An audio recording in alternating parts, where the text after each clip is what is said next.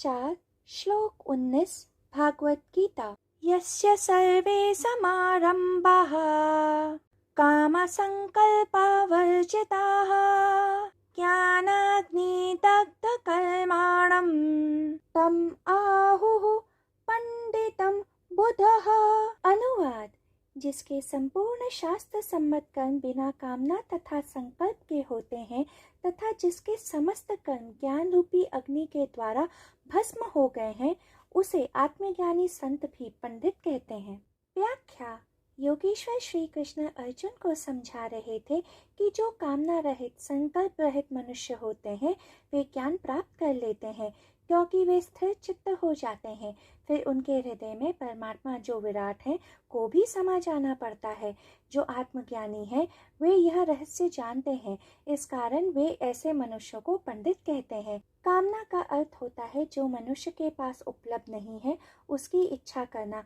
कामना का क्षीण होने का अर्थ होता है कामना से मुक्त होना। जो मनुष्य के पास है उसे पूर्णतः तृप्त होना। संतृप्ति की पराकाष्ठा कामना से मुक्ति है। यह संतृप्ति अपने भीतर झांककर स्थित होकर आत्मज्ञान प्राप्त करके ही प्राप्त की जा सकती है। संकल्प का अर्थ होता है इच्छा शक्ति। संकल्प शक्ति का उपयोग होता है जब इच्छा होती है। जब कामना ही क्षीण हो जाए तो संकल्प शक्ति का क्या उपयोग। जब कामनाएं पूरी करनी होती हैं तो हमें अपनी संकल्प शक्ति को बढ़ाना होता है, परंतु यदि कामनाएं छोड़ देनी होती हैं तो संकल्प शक्ति की आवश्यकता ही नहीं होती है। स्मरण रहे कि यदि शक्ति का उपयोग नहीं किया जाता है तो वह आत्मघाती भी सिद्ध हो सकती है। जैसा कि हमने आपको अपने पिछले अध्यायों में बताया कि श्री कृष्ण से बड़ा मनोवैज्ञानिक कोई शायद ही हुआ हो। वे कह रहे थे कि पहले कामना को क्षीण होने दो, फिर संकल्प को क्षीण करो।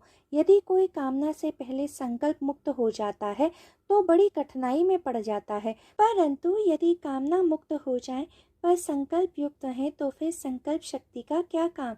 शक्ति यदि बाहर उपयोग न हो पाए तो मनुष्य के भीतर दौड़ने लगती है तथा मनुष्य को पागल कर देती है। शक्ति कामनाओं वासनाओं की तरफ दौड़ती है तो आकांक्षाओं का सपनों का सृजन करती है, परंतु यदि शक्ति कामना वासना मुक्त हो जाए तो यह शक्ति मनुष्य के लिए विनाशकारी हो जाती है।